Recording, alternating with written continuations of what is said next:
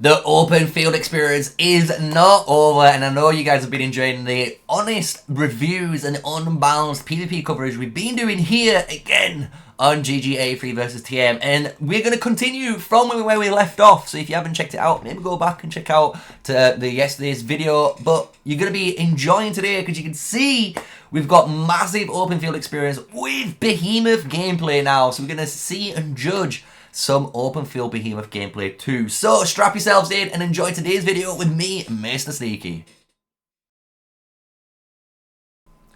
Hello, yes, smash a like, comment, and subscribe for more daily videos with me, MrSneakyy, and we're here again with GG versus TM, and this is basically a continuation on what was going on. So as you guys know, and where we left off, GG pushed towards the flag and they were trying to destroy the flag, and TM are now on the defensive again. Can they defend their flag? And basically what was going on now as we look towards the flag, it was around 30 to 40% in destruction, so it's very close into blowing up, right? And this is when times start getting a little bit crazy, because you can see a frost giant being summoned here by GG83, and GG83 using this behemoth honestly initially really well to obviously gain space and obviously time to kind of like relax, gather a couple of seconds and let the behemoth, you know, do the work, while they can, as you can see, consolidate more closer to the flag and regroup and maybe re-strategize on their plan.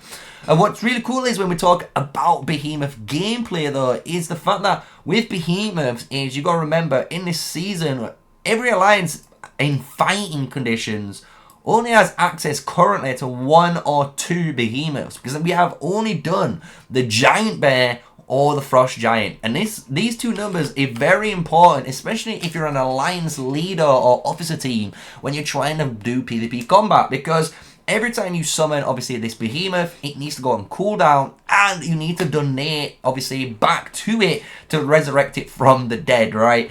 But that is time offline. And what that means is if your opponent hasn't used their behemoth, they can always at some point come back with their behemoth as more of a tempo swing if they can kill yours quicker, right? Without it doing any real sort of damage. And that's what I think is really important with today's footage, because we're going to see basically like GG83 defending this flag, which they're trying to destroy really well.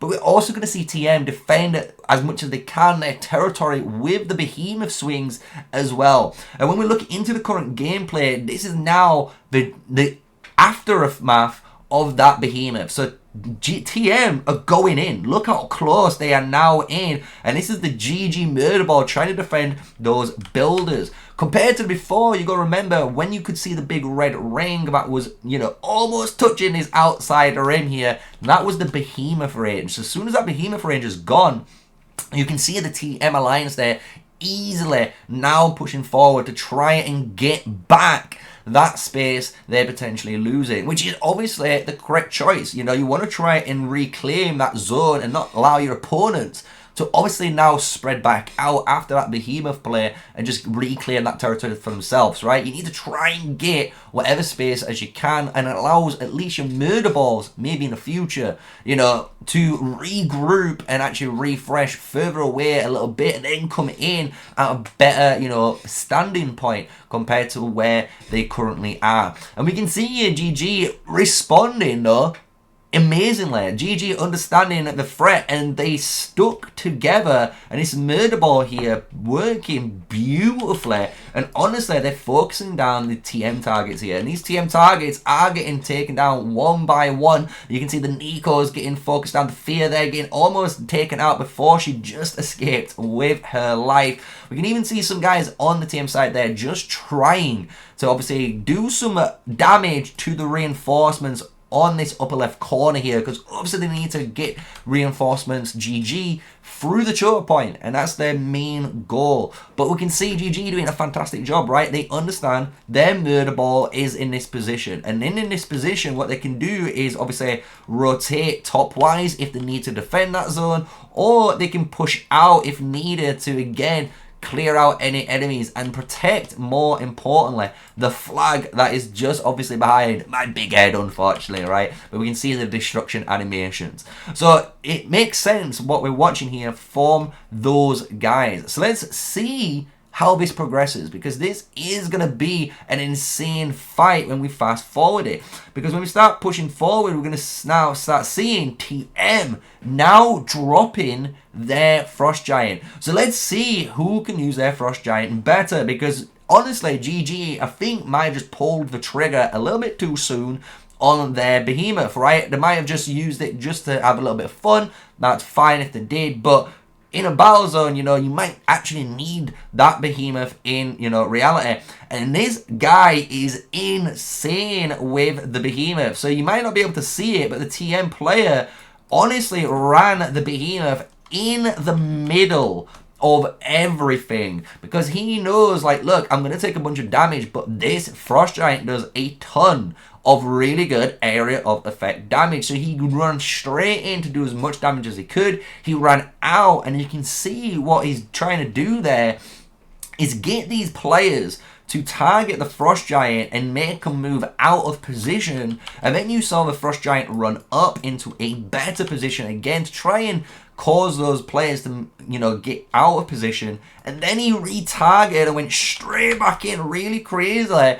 But he's doing a ton of area of effect damage here. And obviously the GG Alliance understand what he's doing here. And the GG Alliance now trying to defend against it. They are focusing down the Frost Giant, while you saw the murder ball there of the TM actually killing the guys at the choke point and slowly trying to move down. But what happened is GG fought back, and more reinforcements have applied into that choke point, allowing the GG guys now, as you can see, to actually fight these guys from the choke point, right? They're now taking advantage of their superiority. And by doing this, they're now attacking on two different fronts. And this is what TM tried to basically block out by using that position of that Frost Giant and trying to use the position of the Murder Ball to basically block that and focus down on what they can on the main flag, and try to obviously cause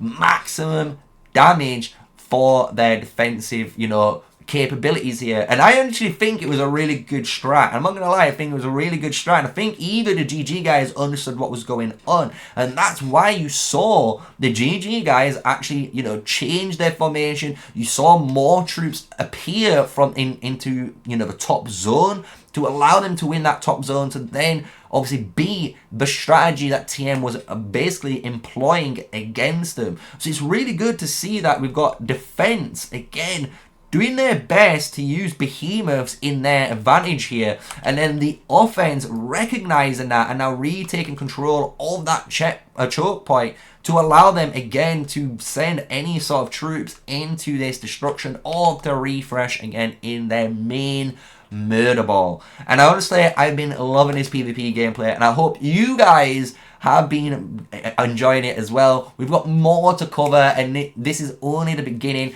As you can imagine, this is gonna leave on a cliffhanger, shall we say, because I don't want to spoil what goes on next. But if you've enjoyed today's video on the PvP coverage and a nice little, again, timeline in how the events have occurred in, like, you know, chronological order, smash a like, comment and subscribe, and, you know, put a little comment below on what you thought on today's video, and let me know. You know, the only way I can improve is with nice positive feedback. If you're just gonna put something trash, you know I'm not gonna listen to you, right? So enjoy the Call of Dragons PvP experience. Enjoy the videos on the channel that we have. We always try on MrSneakyy's channel here to give you educational guides on PvP, you know, PvE content, you name it. So if you've enjoyed today, show some support, show some love, and until the next one, stay safe, stay sneaky, and peace out.